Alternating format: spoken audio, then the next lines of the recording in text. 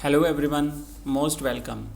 Geography की इस class में मोस्ट इम्पोर्टेंट क्वेश्चंस की हमारी सीरीज़ है, जिसमें हम हाफ ईयरली एग्ज़ाम 2025 के लिए और साथ ही साथ अपने जो बोर्ड एग्ज़ाम्स होने जा रहे हैं 2025 में, उसके लिए कम्प्लीटली ये मोस्ट इम्पोर्टेंट क्वेश्चंस आपके लिए लेकर के आया हूँ। इसमें से निश्चित रूप से आपकी परीक्षा में क्वेश्चंस बनेंगे। तो आइए एक एक करके शुरुआत कर लेते हैं। ये सीरीज़ हमारी लगातार चलती रहेगी और पहला क्वेश्चन आज का हम देखते हैं कि नवनिश्चयवाद की संकल्पना किसने प्रस्तुत की। बच्चों, आपको याद होगा विभिन्न भूगोलवेत्ताओं ने अलग अलग प्रकार की जो परिभाषाएं दी है, तो उसमें से अभी जो ये जो ऑप्शन दिया हुआ प्रश्न है कि नवनिश्चयवाद की संकल्पना किसने दी थी, तो इसके राइट आंसर रहेगा ग्रिफिथ टेलर जो है, इन्होंने ये परिभाषा दी थी। बाकी रेडजेल की परिभाषा भी है, एलन से सैंपल की भी है, विडाल डिला ब्लास की भी है। तो ये आगे आने वाली हमारी जो वीडियोस रहेगी उसमें हम इनके बारे में कंप्लीट पढ़ेंगे और साथ ही साथ हम जो सब्जेक्ट वाइज कंप्लीट एक बार रिवीजन करेंगे, तो वहाँ पर भी इनको अच्छी तरह से याद कर लेंगे विद कीवर्ड्स। नेक्स्ट है दूसरा प्रश्न, जनसंख्या की प्राकृतिक वृद्धि का सूत्र है। नेचुरल जो प्रोसेस है, इंक्रीज होती है जो जनसंख्या पॉपुलेशन में, उसमें प्राकृतिक वृद्धि का सूत्र क्या है। तो प्राकृतिक वृद्धि का सूत्र ये होता है कि जो एक वर्ष में कुल जितना जन्म हुआ और उसमें से कितनी मृत्यु हुई।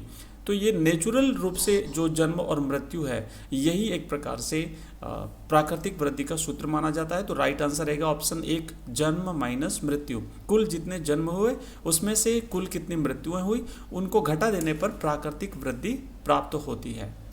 तीसरा प्रश्न है, निम्नलिखित में से किस उपागम का संबंध प्रोफेसर अमर्त्य सेन से है। प्रोफेसर अमर्त्य सेन भारत के एक महान अर्थशास्त्री हुए हैं। तो इन्होंने क्या किया था कि मानव विकास सूचकांक, आपको याद होगा जो HDI था, यहाँ पे अपन देखेंगे जो महबूब उल हक थे, उन्होंने ये दिया था। तो उनके साथ साथ जो आय उपागम का जो एक इन्होंने जो बताया है वो है क्षमता उपागम। क्षमता उपागम जो है वो प्रोफेसर अमर्त्य सेन ने दिया है। नेक्स्ट है हमारा चौथा प्रश्न कि प्राचीनतम ज्ञात आर्थिक क्रियाएं हैं। बच्चों, सबसे प्राचीनतम जो ज्ञात आर्थिक क्रियाएं, मतलब मनुष्य अपने आजीविका के लिए क्या कार्य करता था, कौन सी क्रियाएं करता था अर्थ के लिए, आजीविका के लिए, तो वो आर्थिक क्रिया कहलाती है। और प्राचीनतम आर्थिक क्रियाओं में दो चीज़ें गिनी जाती है, एक तो भोजन का संग्रहण और दूसरा था आखेट। आखेट का मतलब होता है शिकार, मतलब कि अपना जीवन जीने के लिए वो लोग शिकार करते थे, आखेट करते थे और साथ ही साथ भोजन संग्रहण करते थे। उसके अलावा बाकी वो लोग कोई काम नहीं करते थे। नेक्स्ट है, निम्न में से कौन सी एक अर्थव्यवस्था में उत्पादन का स्वामित्व व्यक्तिगत होता है। अर्थात जो उत्पादक इकाइयां हैं जैसे फैक्ट्रीज है, तो उस पर अधिकार किसी व्यक्ति का होता है, न कि सार्वजनिक। तो ऐसी अर्थव्यवस्था कौन सी अर्थव्यवस्था है। तो बच्चों राइट आंसर रहेगा पूंजीवादी अर्थव्यवस्था, क्योंकि पूंजीवादी अर्थव्यवस्था में पूंजीपति जो होते हैं उनका अधिकार होता है और जो भी मुनाफा होता है वो भी उन्हीं का होता है। मिश्रित अर्थव्यवस्था में पूंजीवादी और समाजवादी दोनों प्रकार की अर्थव्यवस्थाएं पाई जाती है। नेक्स्ट है छठा प्रश्न, निम्नलिखित में से परिवहन का प्रकार नहीं है। परिवहन का मतलब होता है एक स्थान से दूसरे स्थान पर आवागमन होना। तो इसमें सड़क मार्ग भी आता है, जल मार्ग भी आता है, वायु मार्ग भी आता है, लेकिन मोबाइल जो है ये परिवहन का प्रकार नहीं है, बल्कि ये संचार का एक माध्यम है। मोबाइल के माध्यम से हम संचार करते हैं, एक स्थान से दूसरे स्थान पर संदेश पहुंचाते हैं। नेक्स्ट है सातवां प्रश्न, स्वेज नहर किस देश में स्थित है। बच्चों राइट आंसर रहेगा मिस्र में। स्वेज नहर जो है ये मिस्र में स्थित है। अगला क्वेश्चन है, आठवां प्रश्न है कि कोलकाता पत्तन किस नदी पर स्थित है। भारत के विभिन्न जो पत्तन हैं, बंदरगाह हैं, आपको याद रखना है कौन सा पत्तन कहाँ पर है, क्योंकि अलग अलग पत्तनों के बारे में निश्चित रूप से प्रश्न बनेगा।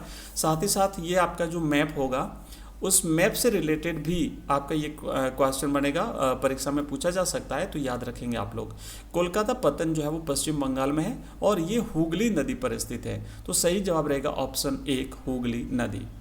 नेक्स्ट 9वां प्रश्न, ग्रियर्सन के अनुसार भारत में भाषाओं की संख्या कितनी थी। ग्रियर्सन ने भाषा पर विश्लेषण किया और भाषाओं की संख्या भारत में इन्होंने जो है वो 179 बताई थी, 179। नेक्स्ट 10वां प्रश्न, निम्नलिखित में से सर्वाधिक जनसंख्या घनत्व वाला राज्य कौन सा है। बच्चों देखो, हमने कल जो एक क्लास हमारी जो हुई थी उसमें हमने देखा था सबसे कम जनसंख्या घनत्व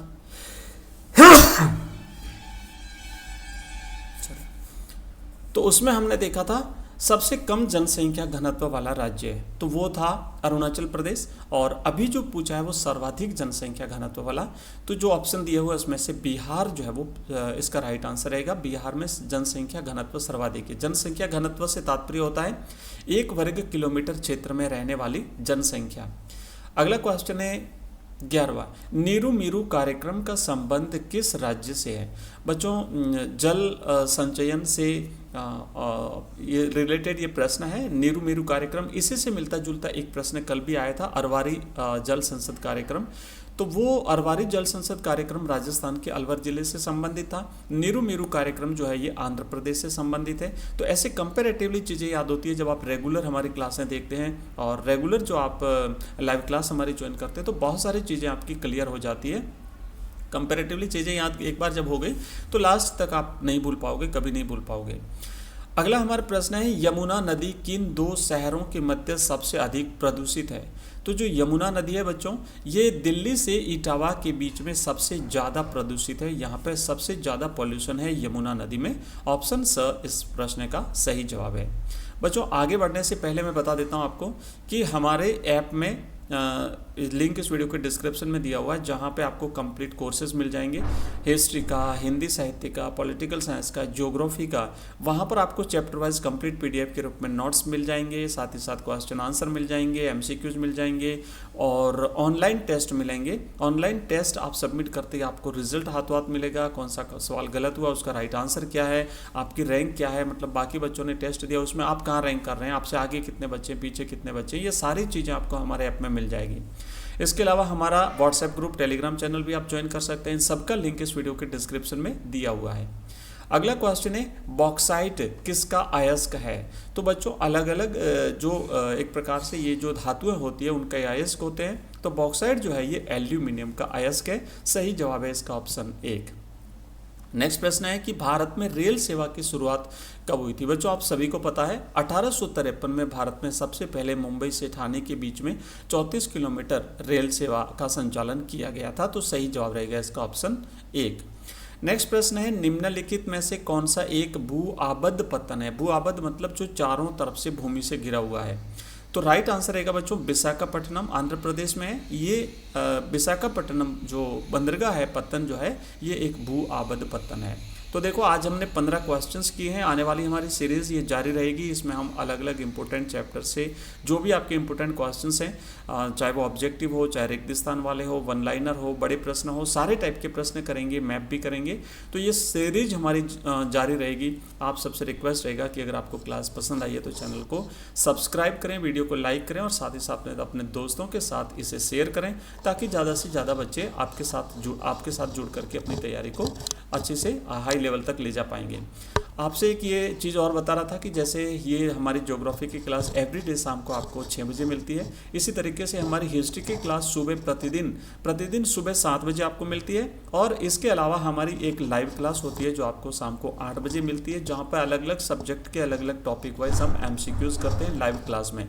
तो अगर आप हमारे साथ लाइव जुड़ना चाहते हैं तो आप हमारा Telegram channel, WhatsApp group join कर लीजिए और आप हमारा ऐप भी डाउनलोड कर लीजिए। तो बच्चों आज की क्लास में बस इतना ही, फिर मिलेंगे अगली क्लास में। तब तक के लिए जय हिंद, जय भारत।